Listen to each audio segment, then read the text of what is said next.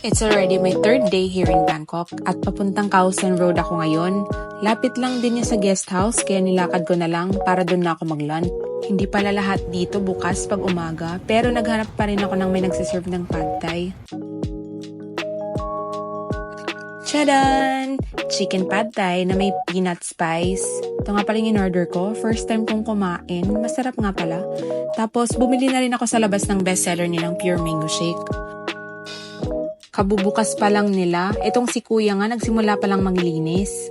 Kala ko nga Pilipino si kuya, Burmese pala, an expat from Myanmar. In fairness, galing din niya magsalita ng English.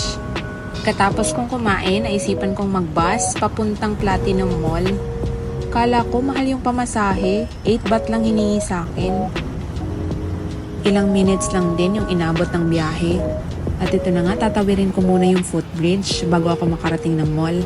Maski sa labas ng mall, meron na rin nagtitinda ng mga damit, bags, tsaka pagkain. Suling bilis ko lang dito kasi binigyan ako ng option ng isang nagtitinda na magpunta ng Chatuchak Weekend Market. So naglibot lang ako saglit at umalis na din.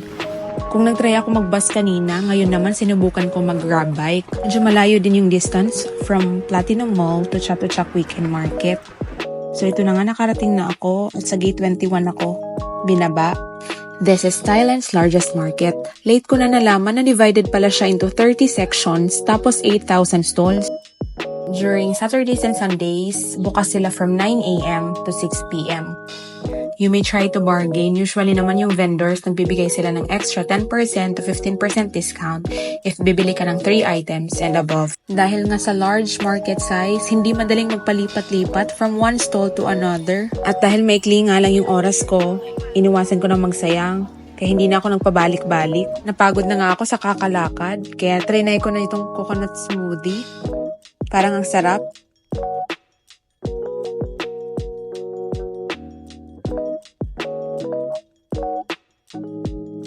Tchadan! Nakita ko na rin tong souvenir shop. Sabi ni ating may-ari, pag Pilipino palaging sinasabi discount. Biglang napansin ko tong shop. Ang creative ng mga babae. So, bumili na ako maski isa lang. Women support women, ika nga. Happy International Women's Month! Tchadan! Kakain na muna ako bago umuwi. Tinanong ko na lang si ate kung ano yung bestseller. 3 pieces nga pala for 100 baht. Sinabi ko lang kay ate, basta hindi spicy. So siya na pumili.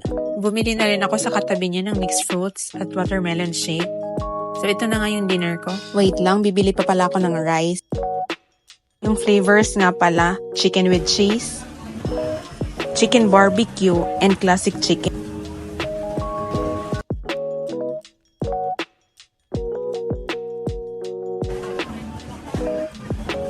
Hindi na ako nakapagtanong kung meron silang fork, pero wala talaga akong makita, kaya nag-stick na lang ako. Gutom na talaga ako. Wait lang, focus lang ako kumain. Yung pagkakaintindi ko, by 6 p.m. sarado na sila. Hindi pa pala. Though yung iba, nagsasara na. Meron pa din namang ibang bukas. So ngayon hindi ko alam yung pabalik ng guest house. Kaya nag-book na lang ako ng Grab. Paglabas ko nga ng market ay medyo traffic. Di ko na din namalayan, nandun na pala sa unahan yung Grab.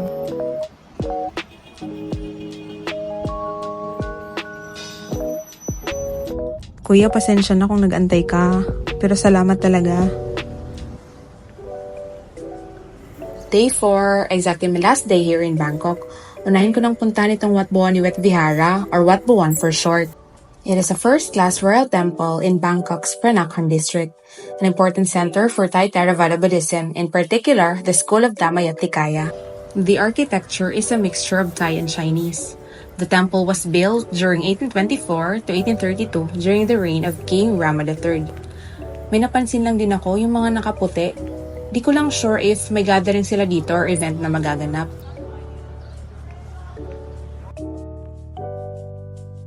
Dito nga sa likod ng templo makikita ang 50-meter high golden shelly, which sits on an elevated base with a lower and upper terrace.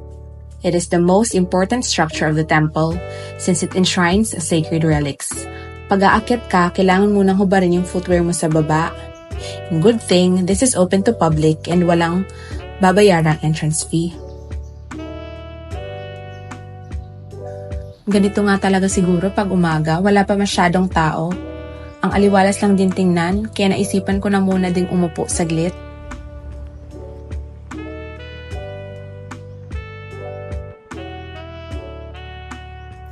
Thank you, Watbuwan. Dahil ngayon ay araw ng linggo, punta naman na ako ng simbahan. Nagbook ako ng Grab para mabilis at maabutan ko na rin yung 10 a.m. na English Mass. Ito na nga yung The Assumption Cathedral, the most important Catholic church in Thailand.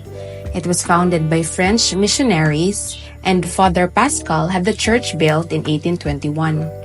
The cathedral is named after the Assumption of Mary into heaven, which is celebrated on the Feast of the Assumption on August 15. There are 388,468 Catholics in Thailand, a figure that represents about 0.58% of the Thai population of 69 million.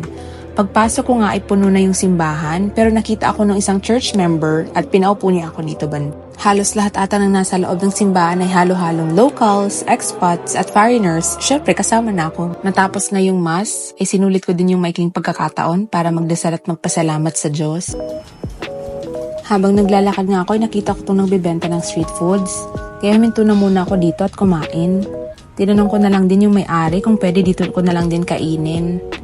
Maikwento ko lang, nga pala kaya ako napadpad dito, hinanap ko lang yung 7-Eleven. Mula simbahan, sabi malapit lang daw, so sumunod naman ako. Pero pansin ko naman ang layo na ng nilakad ko, tsaka grabe pa yung init. Di ko na kinaya bumalik sa may simbahan para sumakay pa uwi. Trinay ko na lang din itanong kung malapit lang yung pier dito. Sabi malayo pa. Buti na lang sa may kanto, nakita ko itong BTS Skytrain, Saphan Taksin Station. Hindi ko pala to inalam, pero may instructions naman in English. Kaya naman siguro.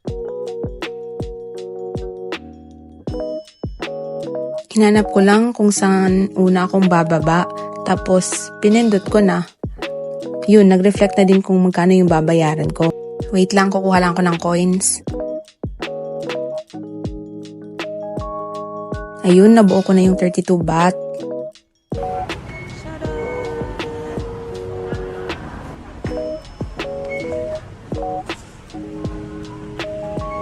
Samyat Station, yung pinakamalapit na station sa guest house.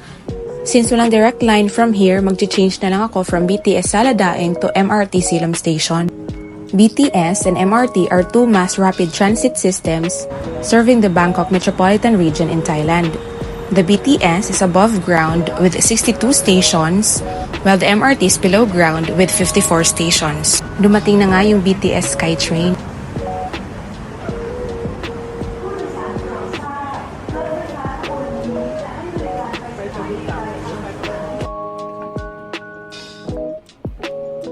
From Saladaeng to Silam Station, mahaba pa palang lalakarin. Syempre, di ko na naman alam, kaya go na lang ako. Salamat na lang sa pa-experience.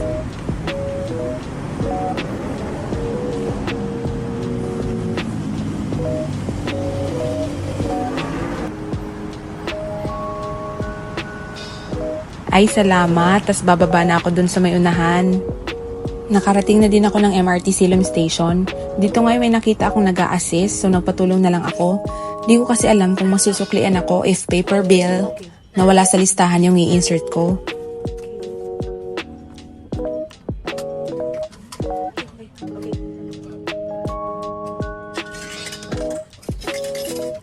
Halate, wag ka naman magalit.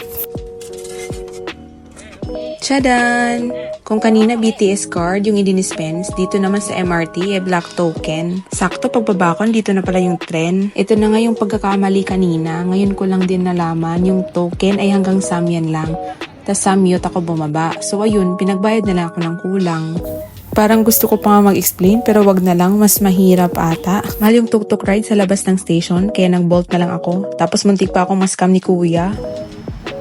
Saglit lang ako sa guest house, nagpalit, tsaka diretso naman na dito sa Bangkok City Library. Ginusto ko na lang din puntahan to kasi walking distance lang din naman. Bago ako nakapasok, pinakita ko lang yung passport ID ko. Nga pala bawal yung camera, yung mismong camera, pero pwede mag-take ng photos or videos through phone nga lang. Yung building ay may 4 na palapag. Tapos, naka-glass elevator. Di ba ang syala? Ito na nga, in 2013, Bangkok was named the World Book Capital by UNESCO. Currently, there are over 40,000 books, together with 1,000 ebooks. Dito nga ako mas nagtagal sa second floor kasi dito yung foreign book section. So the Bangkok City Library is a learning center and activity space for youth and the general public, both Thais and foreigners.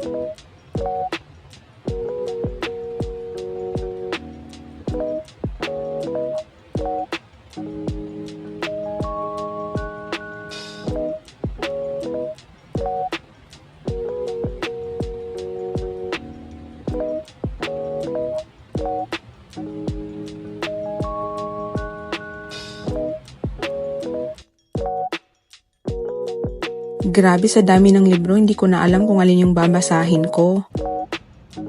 Dito na lang din pala ako naging interesado sa 2 libro.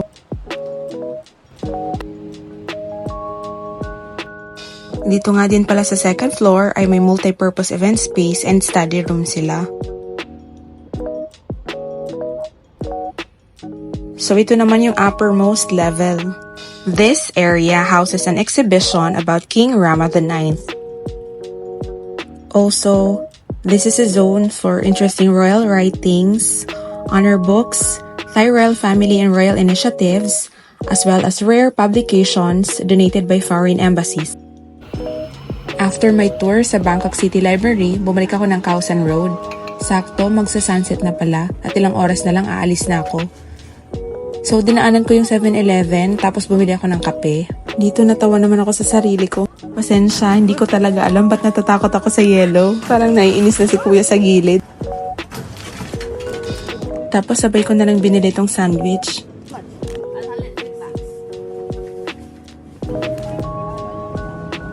Ito may nakita akong McDonald's.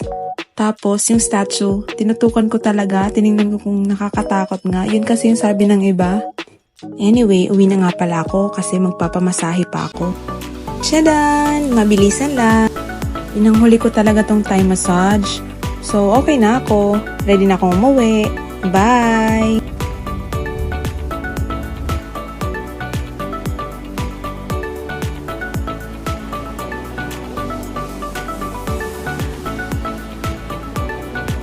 Hinahanap ko to.